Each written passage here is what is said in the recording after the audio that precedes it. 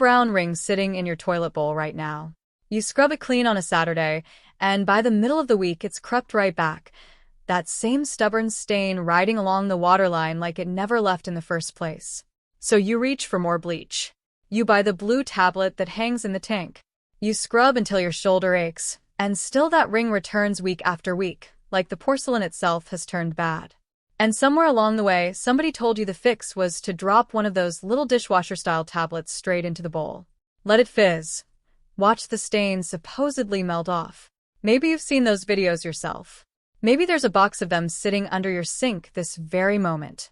I'm going to show you something better than that tablet because here's a truth nobody selling those tablets wants said out loud. That little packet is a magic. It's 3 or 4 ordinary ingredients pressed together and dressed up in a coating. And you already have most of those ingredients in your own pantry for a fraction of what that box costs you. By the time we finish today, you'll know exactly what's doing the actual cleaning. You'll be able to mix it yourself for pennies, and you'll never hand over money again for stain that just crawls back 3 days later. My name is Nomi Yoder.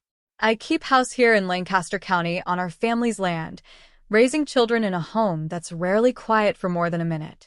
Through all the years I've kept this house, through the mud, the milking, the canning, the endless laundry, I have never once bought a tablet to clean a toilet. I didn't need to.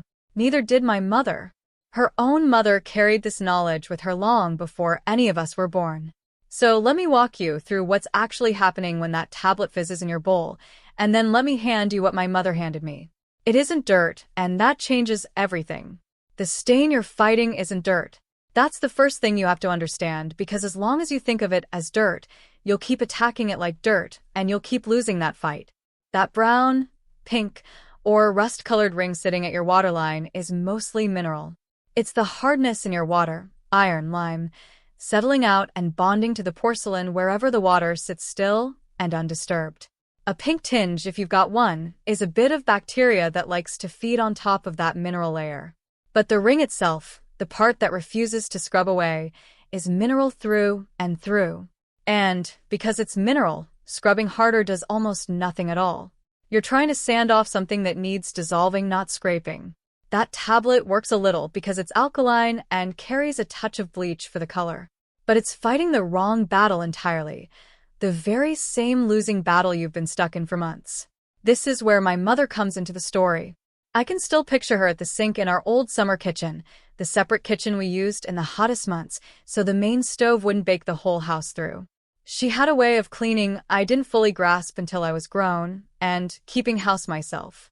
She kept exactly 3 things on her shelf, and from those 3 things, she cleaned the entire farmhouse.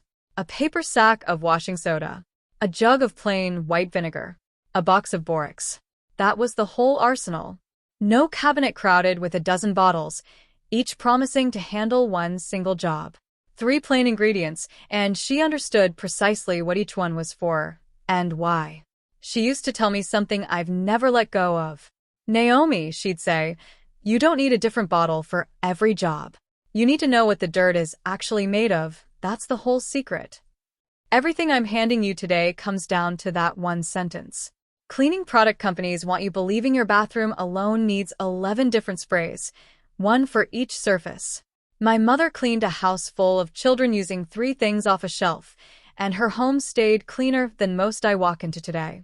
The toilet ring, solved properly. Let me show you the actual method because I don't want to leave you with a lesson and no way to put it to use. You'll need washing soda, that's sodium carbonate, found in the laundry aisle, usually around $4 a box, and 1 box will carry you the better part of a year. You'll also want plain white vinegar, the cheapest kind you can find, a couple dollars a gallon. Skip anything fancy, plain doesn't clean any worse, it just costs less. First, get the water out of the way. The mineral sits right at the waterline, because that's exactly where the water rests against the porcelain day after day. Turn off the small valve behind the toilet, at the wall, then flush once. The bowl will drain down and won't refill. Now your stain sits exposed in the open air, where you can actually reach it instead of scrubbing through an inch of standing water. Pour roughly a cup of white vinegar directly over the ring, working your way all the way around the bowl. Vinegar is a mild, safe acid, nothing that'll harm you, your pipes, or your septic system. The mineral stain, meanwhile, is alkaline, and acid breaks that mineral down the same way warm water dissolves a spoonful of salt. Then you wait. This is the step most people skip, and it's the one that matters most. They want the stain gone in 60 seconds, so they pour, scrub, and give up. Give it real time instead. A minimum of half an hour. If the ring is old and stubborn, tear off a length of paper towel, soak it thoroughly in vinegar, and press it directly against the stain so it stays wet instead of draining to the bottom of the bowl. Leave it an hour. Leave it overnight if the stain calls for it. The longer that acid sits against the mineral, the more of it breaks down and the less scrubbing your arm has to do. Next, sprinkle a couple of generous spoonfuls of washing soda right onto the wet ring. You'll see a light fizz where the soda meets the vinegar. That's simply the two reacting together, working a bit of extra action down into the loosened stain. Now take your brush and scrub, and you'll feel the difference immediately in your hand. The stain that fought you for months gives way and slides right off the porcelain because you've finally stopped scraping at it and started dissolving it properly. Turn the water valve back on, flush it through once or twice, and the bowl comes back bright and clean. Here's something worth sitting with for a moment. That same washing soda is the working heart of the dishwasher tablet you are about to drop in the bowl. The tablet is washing soda, a touch of bleach, and a surfactant pressed together and dressed up to look like something special. You just bought the actual working ingredient for a quarter of the price, and you've learned exactly how to aim it. You're no longer behind these clever little tricks, you're ahead of them now. The same knowledge runs through the whole house. While I've got you here, let me tell you that this exact understanding carries straight through your entire home, because household dirt is almost always made up of the same few things: grease, mineral, and soap scum, which is really just grease and mineral married together. Once you know what you're actually looking at, every room opens up and you stop needing a specialty bottle for each one. Take your washing machine. People write to me all the time asking which tablet or pod will fix a machine that's gone sour, a mildew smell rising up every time the lid opens. You don't need a tablet at all. That smell is mildew and old soap residue living in the parts of the machine you never see, down in the gasket, along the drum, in small pockets where water sits still after each wash. Run the machine empty on its hottest setting, pour 2 cups of plain white vinegar straight into the drum, and let it run a complete cycle. The hot water and acid together lift the old residue, and the heat handles the mildew. If the smell is old and stubborn, run it a second time, swapping in a half cup of washing soda instead of the vinegar. And here's the part machine manufacturers will never print on the box: leave the lid open between washes. Mildew needs 3 things to survive: dampness, darkness, and still air. Keep that lid shut, and you hand it all 3. Leave it open, and you take every one away. My grandmother dried everything wet out in the sun and open wind for this exact reason, long before anyone could put a scientific name to why it worked. Sunlight was her disinfectant, and it never once sent her a bill. Now the bathtub. That grimy ring where soap, body oil, and hard water have baked together into a band that won't wipe off. That grime is both greasy and mineral at once, so you come at it with both tools together. Sprinkle washing soda directly onto the dry ring first. Then take a rag, wet it with warm water and a good splash of vinegar, and work it into the soda in slow circles.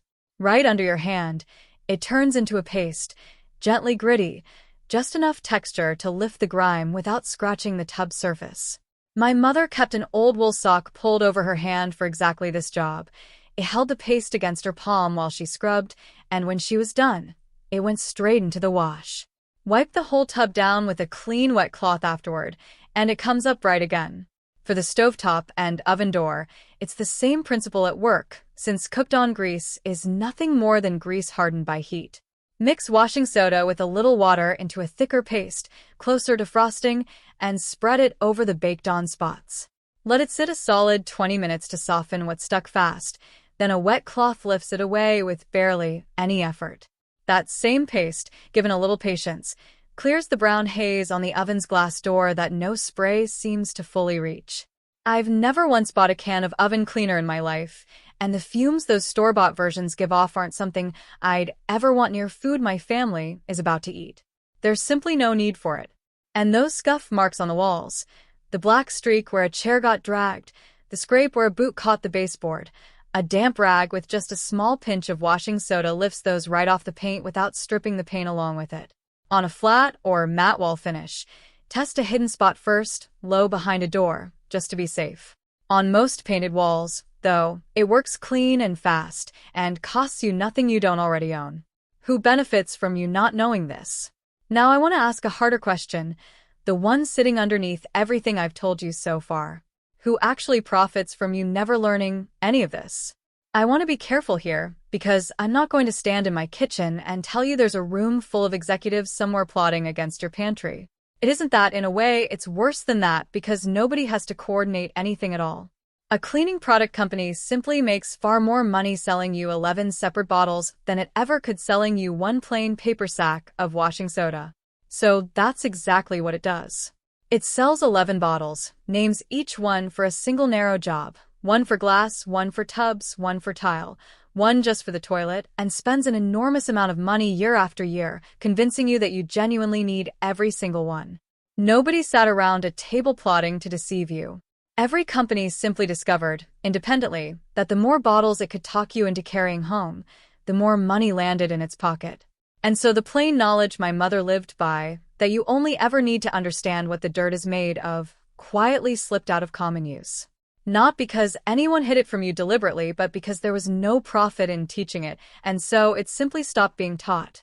That's the whole system, and I want you to see it clearly. It isn't a plot you can point a finger at.